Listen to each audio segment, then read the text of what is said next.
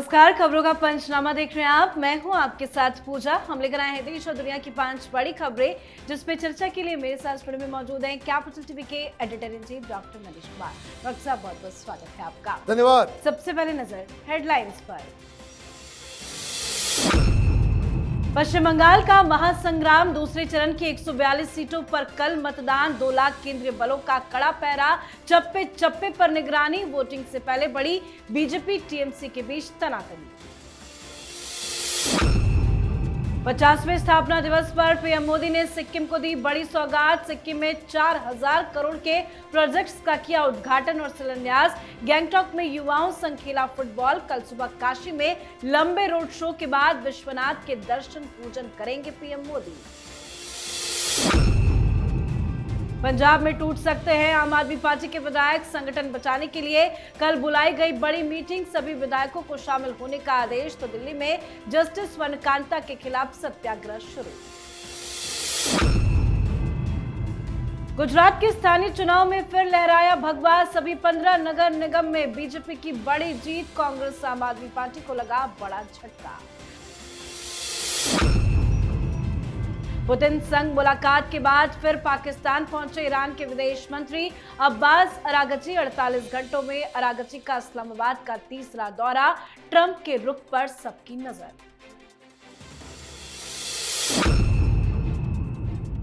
खबरों की शुरुआत में सबसे पहले बात बंगाल चुनाव की। कल पश्चिम बंगाल विधानसभा चुनाव में दूसरे और फाइनल चरण की वोटिंग होनी है। बंगाल के 7 जिलों की 142 विधानसभा सीटों पर कल वोट डाले जाएंगे। पहले चरण की तर्ज पर दूसरे चरण को भी शांतिपूर्ण और निष्पक्ष संपन्न कराने के लिए चुनाव आयोग ने सुरक्षा के कड़े इंतजाम किए हैं, जो मिसाल बन रहा है। चप्पे चप्पे पर सेंट्रल फोर्स की तैनाती है। चुनाव का दूसरा चरण पश्चिम बंगाल पुलिस और कोलकाता पुलिस के जवानों के अलावा केंद्रीय बलों की 2407 कंपनियों की कड़ी सुरक्षा के बीच कराई जाएगी। सीसीटीवी के जरिए पैनी नजर रखी जाएगी। हालांकि दूसरे चरण से पहले कई जगहों पर टीएमसी और बीजेपी के बीच हिंसक झड़प से माहौल जरूर तनावपूर्ण हो गया है। साथ ही दूसरे चरण में टीएमसी के कई बड़े बड़े नेताओं की प्रतिष्ठा भी दांव पर लगी है। ममता बनर्जी के लिए भी चुनौती काफी बड़ी है। सर, कल पश्चिम बंगाल में दूसरे चरण के लिए वोटिंग होनी है। क्या है तैयारियां और कैसे सेकंड फेज की वोटिंग से पहले ममता बनर्जी फंसती हुई दिखाई दे रही? देखिए, जिस तरह की भाषा और जिस तरीके से आज दिन भर खबरें आई बंगाल से, वहां अभी बस सिंघम का राग अलापा जा रहा है। वीडियो वायरल हो गया कि एक आईपीएस अधिकारी, दमदार आईपीएस अधिकारी, एक टीएमसी का गुंडा जो उम्मीदवार बना बैठा हुआ है, जिसके ऊपर टीएमसी के ही अपने सहयोगी की हत्या करने का भी आरोप है। ऐसा कोई क्राइम नहीं है जिसके ऊपर केस नहीं चल रहा हो उसके खिलाफ, और वो धमकी देता हुआ पाया गया। तो ये अजय पाल शर्मा, जो यूपी से आईपीएस अधिकारी हैं, यूपी काडर के, उनका एक वीडियो वायरल हुआ कि किस तरीके से उसके घर जाकर के उसको ये बताया जा रहा है कि अगर तुमने आदत अपनी सुधारी नहीं, धमकाते हुए पाए गए तुम्हारे लोग अगर, तो ऐसा इलाज करेंगे कि तुम्हारा सारा हिसाब किताब बराबर हो जाएगा। वो तो अपनी ड्यूटी कर रहे थे। टीएमसी वाले सामने आकर के वो अब ये कहने लग गए कि 4 तारीख के बाद कौन तुमको बचाएगा।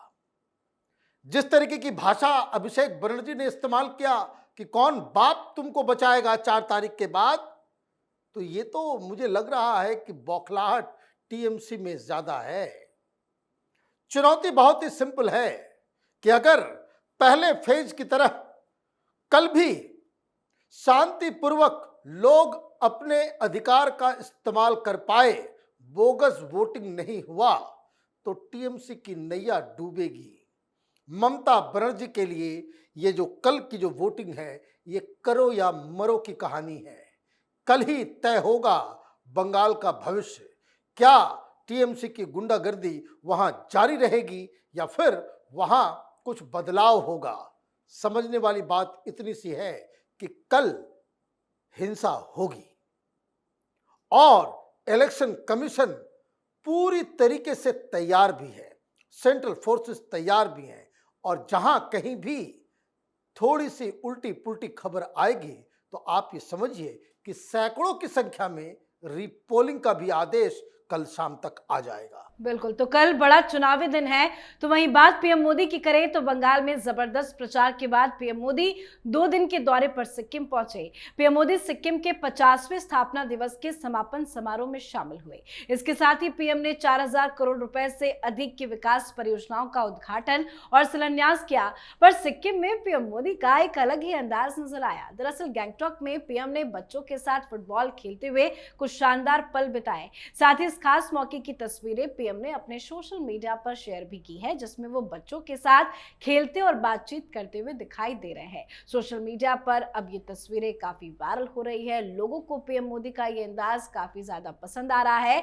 तो सिक्किम के बाद पीएम मोदी 2 दिवसीय वाराणसी दौरे पर भी पहुंचे हैं। प्रधानमंत्री कल सुबह सबसे बड़ा रोड शो करने जा रहे हैं। ये रोड शो BLW से शुरू होकर श्री काशी विश्वनाथ धाम में समाप्त होगा। कल सुबह बाबा विश्वनाथ के दर्शन पूजन भी पीएम मोदी करेंगे। सर, काशी और सिक्किम का दौरा, लेकिन जिस अंदाज में पीएम मोदी ने फुटबॉल खेला है, युवाओं का तो दिल जीत लिया है। देखिए, मैं बार बार कहता हूं कि प्रधानमंत्री मोदी जिस हिसाब से राजनीति करते हैं, हिंदुस्तान में उनके सामने जितने भी प्रतिद्वंदी हैं वो बौने हैं। उनके सामने प्रचार नहीं किया जा सकता, लेकिन प्लान पहले से बना हुआ था और तारीख भी वैसी आ गई कि सिक्किम का जो है वो 50वां स्थापना दिवस जो है वो पड़ रहा था। आप सेलिब्रेशन में गए और वहां आपने क्या कर दिया, आप वहां बच्चों के साथ फुटबॉल खेलने लग गए।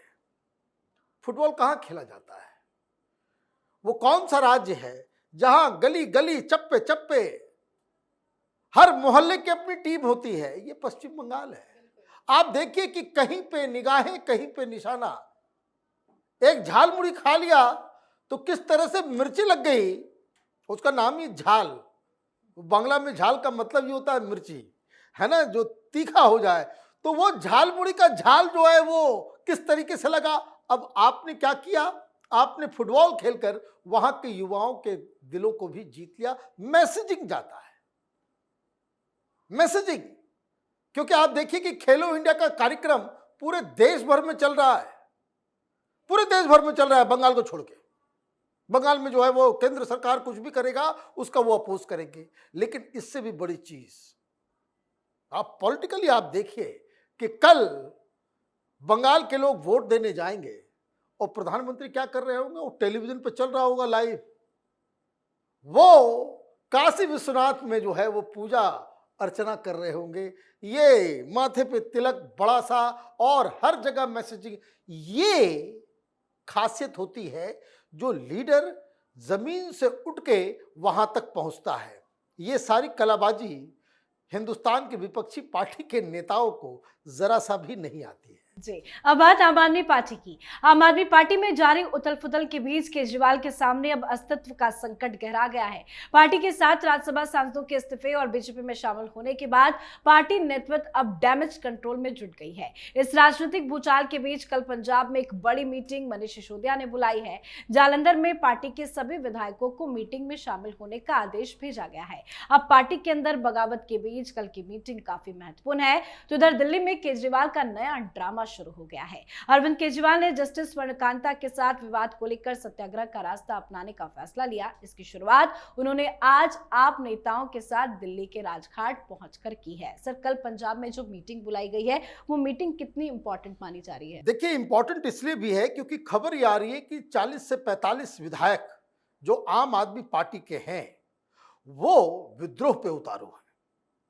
और अगर मामला गड़बड़ हो गया, क्योंकि ये संकेत ऑलरेडी राघव चड्ढा ने भी दिया, संदीप पाठक ने भी दिया कि अभी तो बस खेल शुरू हुआ है।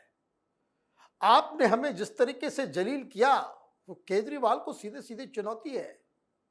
अभी राघव चड्ढा के बारे में कोई कुछ नहीं बोल रहा क्योंकि उन्होंने एक साइलेंट तरीके से अपने वीडियो से जारी करके उन्होंने कह दिया कि केजरीवाल कॉम्प्रोमाइज्ड है।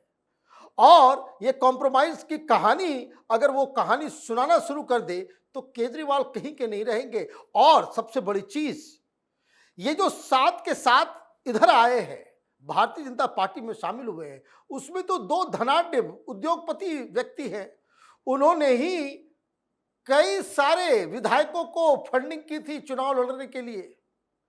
ये छोटी मोटी घटना नहीं घटी है कि पूरी की पूरी पार्टी जो है वो साफ हो रही है, क्योंकि सवेरे सवेरे आज मजीठिया साहब की तरफ से अकाली दल के वो लीडर है, उन्होंने एक और विस्फोटक जानकारी दी।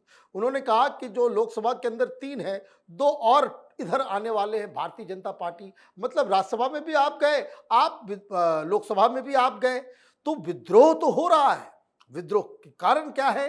विद्रोह का कारण ये है कि पंजाब के विधायकों को, पंजाब के लोगों को, पंजाब के लीडर्स को ये लगता है कि जीते तो हम लोग पंजाब के लोग सरकार में आए, लेकिन सारा कमांड जो है ये दिल्ली हरियाणा के लोग जो है अपने हाथों में ले लिए हैं। और दिल्ली हरियाणा ही क्यों, बहुत सारे बिहार के लोगों को भी बिठा दिया है केजरीवाल ने वहां पे, जो सुपर चीफ मिनिस्टर बन करके बैठे हुए हैं। तो ये विद्रोह का जायजा लेने के लिए, और ये इस समय इस तरह के ऐलान करके, ये मामला थोड़ा सा इसलिए पेचीदा है क्योंकि जितने लोग मीटिंग में नहीं आएंगे, खबर तो यही चलेगी कि ये सारे लोग विद्रोह कर चुके हैं। तो कल की मीटिंग बहुत ही इंपॉर्टेंट है पंजाब को देखते हुए। जी चलिए बढ़ते हैं आगे। गुजरात में एक बार फिर बीजेपी का परचम लहराया है। सूरत, राजकोट, वडोदरा और अहमदाबाद समेत राज्य की सभी 15 महानगर पालिकाओं में भारतीय जनता पार्टी को शानदार जीत मिली है। इस ऐतिहासिक जीत के बाद अहमदाबाद में विजय उत्सव का आयोजन भी किया गया। आम आदमी पार्टी और AIMIM को यहाँ कोई सफलता नहीं मिली। कांग्रेस को भी करारा झटका ही लगा है। सर, नो डाउट बीजेपी के लिए ये बहुत बड़ी जीत है। गुजरात में बीजेपी मजबूत है, लेकिन कांग्रेस पार्टी और आम आदमी पार्टी के लिए कितना बड़ा झटका? देखिए, सबसे बड़ी चीज क्या है कि जो लोकल चुनाव होते हैं गुजरात के अंदर, वो आधारशिला रख देता है कि असेंबली इलेक्शन में क्या होगा। अगला नंबर गुजरात का ही है। अगले साल, अब 1 साल बाकी है गुजरात में इलेक्शन होने के। अब जब गुजरात के अंदर इलेक्शन पिछली बार हुए थे तो आम आदमी पार्टी का परफॉर्मेंस अच्छा हुआ था, जिसके बाद मनीष सिसोदिया ने कहा था कि हिंदुस्तान को मिल गया वो चेहरा जो मोदी को चैलेंज कर सकता है ना।